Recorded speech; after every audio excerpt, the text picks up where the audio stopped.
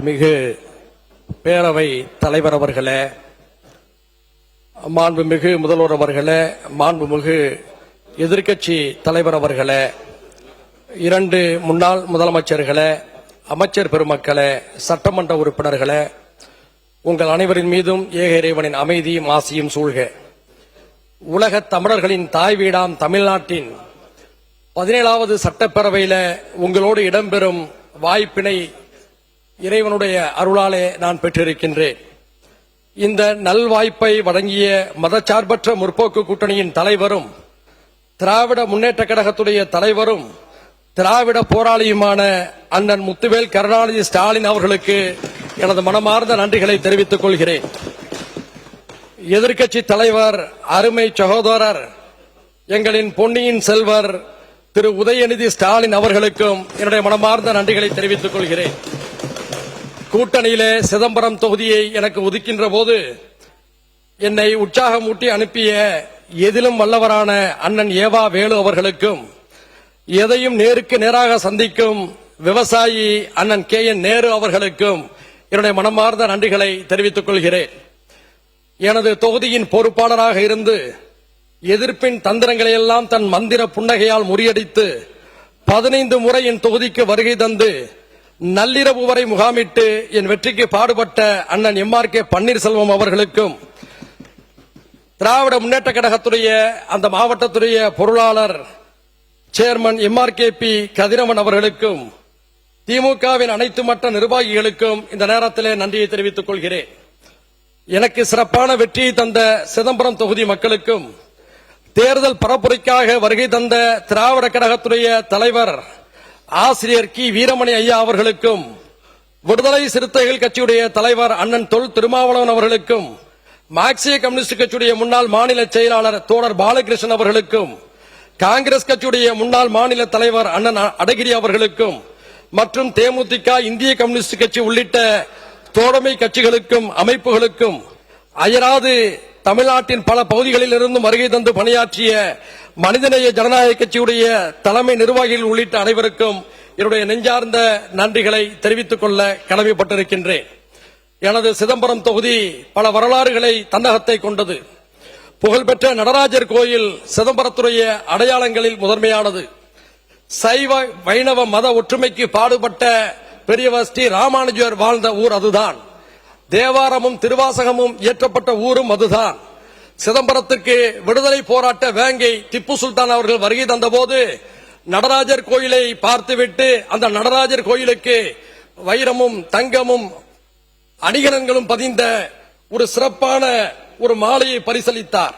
அந்த மாலையை தான் இப்போதும் சிதம்பரத்தில் நடராஜர் சாமி உலா வருகின்ற பொழுது அதை அணிவித்து சிறப்பிக்கிறார்கள். அந்த திப்பு சுல்தான் தந்த மாலைக்கு பெயர் சரப்பள்ளி மாலை என்பதாகும். ஒரு மத நல்லிணக்கத்துக்கு எடுத்துக்காட்டான ஒரு பகுதியாக தொன்று தொட்டு சிதம்பரம் இருந்து வருகிறது. அந்த தொகுதியில் இருக்கக்கூடிய பரங்கிப்பேட்டை தமிழர்களுடைய கடல் வணிகத்துக்கு சோழர்களுடைய ஆட்சிக்கு சிறப்பு சேர்த்த ஒரு பகுதி. அந்த பரங்கிப்பேட்டையில் இருந்துதான் இந்தோனேஷியா, மலேசியா, சிங்கப்பூர் மட்டுமல்ல, மேற்கே இருக்கக்கூடிய அரபு நாடுகளையும் தாண்டி ஆப்பிரிக்காவை சேர்ந்த எகிப்து வரை அந்த பரங்கிப்பேட்டை மக்கள் வாணிக தொடர்பை வைத்திருந்தார்கள். அப்படிப்பட்ட சிறப்பு மிக்க சிதம்பரம் தொகுதியிலிருந்து மக்களுடைய ஆதரவோடு நான் வெற்றி பெற்று வந்திருக்கின்றேன். மாண்புமிகு பேரவை தலைவர் அவர்களே, நீங்கள் சிறப்பாக அவையை வழிநடத்துகிறீர்கள். சிறப்பாக அவையை நடத்துவது மட்டுமல்ல, நன்றாக பாடுவேன் என்பதையும் சற்று முன்பாக நிரூபித்திருக்கிறீர்கள். வாழ்த்துக்கள். இந்த சட்டமன்றம் என்பது விவாதங்களால் அழகுபடுத்தப்பட வேண்டும். சத்தங்களுடைய ஓசை அதிகரிக்கின்ற பொழுது அர்த்தங்கள் இழந்துவிடக்கூடும். எனவே ஆக்கப்பூர்வமான விவாதங்களால் இந்த பேரவை முன்னெடுக்கப்பட வேண்டும் என்று சக உறுப்பினர்கள் அனைவரையும் நான் அன்போடு கேட்டுக்கொள்கிறேன். விவாதங்கள் எப்படி இருக்க வேண்டும்? ஒரு இலக்கியத்தோடு அதை நான் சுட்டிக்காட்ட விரும்புகின்றேன். பிரபல கவிஞர் கவிக்கோ அப்துல் ரஹ்மான் அவர்கள் ஒரு கவிதை எழுதியிருந்தார். வானத்துக்கும் அவருக்கும் இடையிலான ஒரு உரையாடல் அது. அவர் எழுதுகிறார், ஒரு நாள் எனக்கும் வானத்துக்கும் போட்டி நடந்தது. நான் புன்னகையை எடுத்து வைத்தேன், அது வைகரையை எடுத்து வைத்தது. நான் கண்ணீரை எடுத்து வைத்தேன், அது மழையை எடுத்து வைத்தது. நான் வியர்வை துளிகளை எடுத்து வைத்தேன், அது நட்சத்திரங்களை எடுத்து வைத்தது. நான் கோபத்தை எடுத்து வைத்தேன், அது வெயிலை எடுத்து வைத்தது. நான் காதலை எடுத்து வைத்தேன், அது நிலவை எடுத்து வைத்தது. நான் கவிதையை எடுத்து வைத்தேன், அது வானவில்லை எடுத்து வைத்தது என்று எழுதுகிறார். இந்த கவிதையில கவிஞருக்கும் வானத்துக்கும் இடையிலே போட்டி நடந்தது. ஆனால் வென்றது நம்முடைய தமிழ் என்பதை மறந்துவிடக் கூடாது. அதுபோலதான் இந்த பேரவையில ஆளுங்கட்சியினரும் எதிர்க்கட்சிகளும் விவாதங்களை செய்யலாம், ஆனால் வெற்றி பெறுவது மக்களுடைய கோரிக்கைகளாக இருக்க வேண்டும் என்பதை கவனத்திலே கொண்டு நாம் எல்லோரும் இந்த பேரவையை சிறப்பிக்க வேண்டும் என்று கேட்டுக்கொள்கிறேன். முன்பெல்லாம் பேரவையுடைய விவாதங்கள் அடுத்த நாள் பத்திரிகைகளிலே வரும். இப்போது அப்படி அல்ல, நேரலையாக இப்போது மக்கள் பார்த்துக் கொண்டிருக்கிறார்கள். சமூக வலைதளங்களிலே அவற்றையெல்லாம் விவாதித்துக் கொண்டிருக்கிறார்கள். எல்லாவற்றையும் கடந்து இன்றைய நிகழ்வுகள் அனைத்தும் வரலாறாக பதிவு செய்யப்பட்டுக் கொண்டிருக்கின்றன. இன்றைய செய்திதான் நாளைய வரலாறு. எனவே சட்டமன்றத்தில் வரக்கூடிய ஒவ்வொருவரும் நாம் எவ்வாறு பேசுகிறோம், எவ்வாறு இந்த அவையை அணுகிறோம் என்பதை மக்கள் நேரடியாக பார்க்கக்கூடிய ஒரு சூழல் உருவாகி இருக்கிறது. இந்த நேரத்தில் பேரவையில பங்கேற்கக்கூடிய பலர் புதியவர்கள், சிலருக்கு சொல்லாற்றல் இல்லாமல் இருக்கலாம், சிலருக்கு செயலாற்றல் மட்டுமே அதிகமாக இருக்கும், சிலருக்கு இரண்டு ஆற்றலும் பொருந்தி இருக்கும். அவர்களெல்லாம் அவையில நீண்ட நேரம் பேசுவதற்கான வாய்ப்பை எதிர்பார்ப்பதில் எந்த ஒரு பிழையும் இருக்க முடியாது. எனவே என்ற உணர்வோடு அவர்கள் ஒன்றுபட்டிருக்கிறார்கள். அதே போன்றுதான் ஈழத்தமிழருடைய உணர்வோடு நாம் காலங்காலமாக ஐக்கியப்பட்டு வந்திருக்கின்றோம். இந்த நிலையில சிஏஏ சட்டத்தில் ஏன் ஈழத்தமிழர்களுக்கு குடியுரிமை கொடுக்க கூடாது என்ற ஒரு கேள்வியை நாம் எழுப்ப வேண்டும். அந்த அடிப்படையில் ரெண்டு விஷயத்தை நான் நம்முடைய இந்த அரசுக்கு நான் சுட்டிக்காட்ட விரும்புகின்றேன். ஒன்று, ஈழத்தமிழர்களுக்கு சிஏஏ சட்டத்தின் அடிப்படையில் இந்தியாவிலே குடியுரிமை வழங்கப்பட வேண்டும், அல்லது அவர்கள் விரும்பக்கூடிய நாடுகளுக்கு செல்ல அவர்கள் அனுமதிக்க வேண்டும். காலம் காலமாக தலைமுறையாக அகதி முகாம்களை வாடி வதங்கிக் கொண்டிருக்கிறார்கள். தங்களுடைய அடையாளங்களை, நம்முடைய பிள்ளைகளை, தன்னுடைய மண்ணை பிரிந்து வந்து விட்டோம் என்ற வேதனையிலே தவித்துக் கொண்டிருக்கிறார்கள். அவர்களுக்கு நாம் உதவாமல் வேறு யார் உதவுவார்? எனவே அதையும் நீங்கள் கனிவோடு பரிசீலிக்க வேண்டும் என்ற இந்த நேரத்தில் கேட்டுக்கொள்கிறேன். அடுத்ததாக அமைச்சர் நிர்மல்குமார் அவர்களை சந்தித்து நான் இடையிலே ஒரு கோரிக்கை கொடுத்தேன். என்ன ஒன்று என்று சொன்னால், புதிதாக இஸ்லாமிய மார்க்கத்தை ஏற்கும் சமூக மற்றும் கல்வி ரீதியாக பின்தங்கியவர்களுக்கு பிற்படுத்தப்பட்ட முஸ்லிம்கள் பிசிஎம் எனப்படும் சாதி சான்றிதழை வழங்க முடியாது என கடந்த 25/6/26 அன்று மதுரை உயர்நீதிமன்ற கிளையில் நீதியரசர் ஜே.ஆர். சுவாமிநாதன் தலைமையிலான இரு நீதிபதிகள் அமர்வு அரசாணை 31 ரத்து செய்துள்ளது. ஏற்கனவே இரு நீதிபதிகள் வழங்கிய தீர்ப்புக்கும் 31/1/2024 அன்று அன்றைய திராவிட முன்னேற்ற கழகத்துடைய அரசில பிற்படுத்தப்பட்டோர், மிகவும் பிற்படுத்தப்பட்டோர் மற்றும் சிறுபான்மை நலத்துறையின் சார்பிலே வெளியிடப்பட்ட அரசாணைக்கும் இது எதிராக இருக்கிறது. இப்பொழுது நான் உங்களை சந்தித்த போது கூட சொன்னீர்கள், நாங்கள் நிச்சயமாக மேல்முறையீடு செய்வோம் என்று. மேல்முறையீடு செய்திருக்கிறீர்கள், தீர்ப்பு காத்திருப்பில் இருக்கிறது. நான் வைக்கக்கூடிய கோரிக்கை என்னவென்று சொன்னால், தமிழ்நாடு சட்டமன்றத்தில் புதிதாக இஸ்லாத்தை ஏற்பவர்களுக்கும் பிசிஎம் சான்றிதழ் கிடைக்கும் வகையில் உடனடியாக புதிய சட்டத்தை இயற்ற வேண்டும் என்ற கோரிக்கையை நான் முன்வைக்கின்றேன்.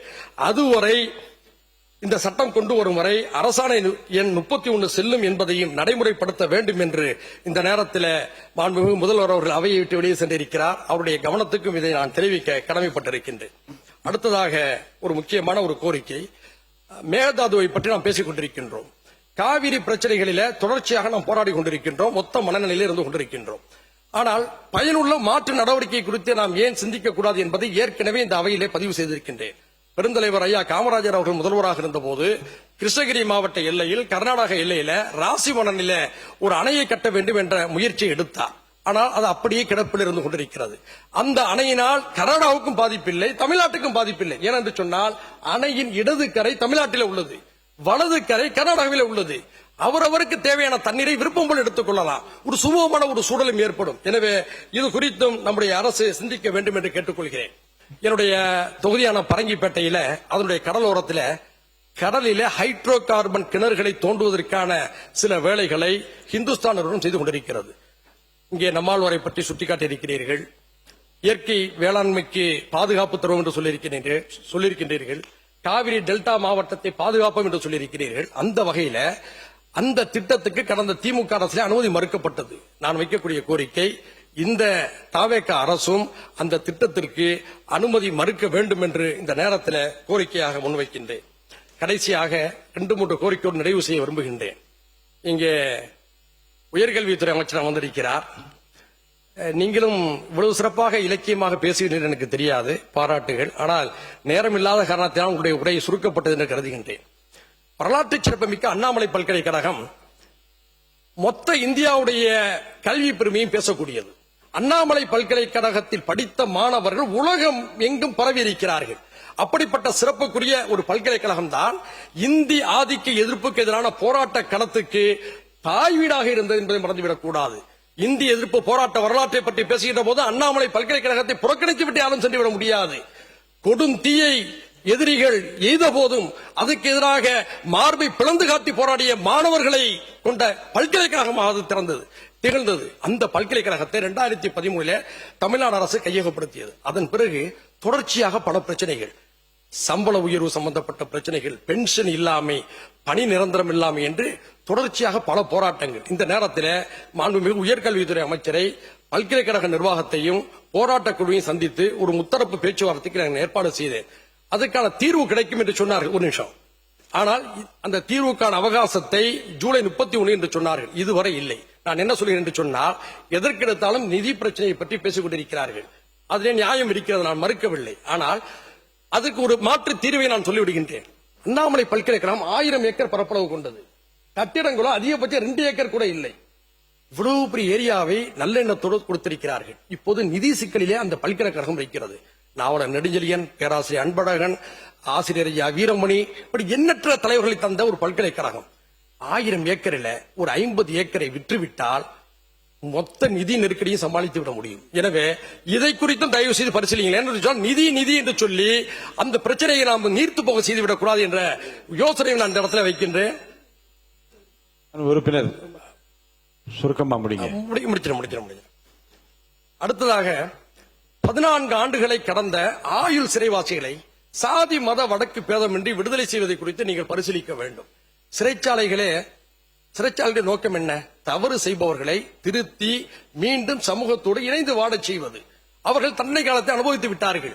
அப்படிப்பட்டவர்களுக்கு பல வாய்ப்புகளை கொடுக்கும் போது அவர்களெல்லாம் இன்று தமிழ்நாட்டில வெளியே வந்து சிறப்புக்குரிய ஆளுமைகளாக மக்கள் பணியாற்றிக் கொண்டிருக்கிறார்கள்.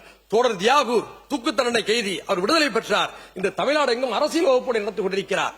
பேரறிவாளன் விடுதலை பெற்றார். இன்று வழக்கறிஞராக மக்களுக்காக கொண்டாற்றிக் கொண்டிருக்கிறார். இப்படி எத்தனையோ பேர் சிறையிலே பட்டப்படிப்பை எல்லாம் முடித்து வந்திருக்கிறார்கள். இன்னும் பல பேர் இத்தகைய விடுதலை எதிர்நோக்கி இருக்கிறார்கள். முதுமை, நோயாளித்தனம், இப்படி பல பிரச்சனைகள் இருக்கிறது.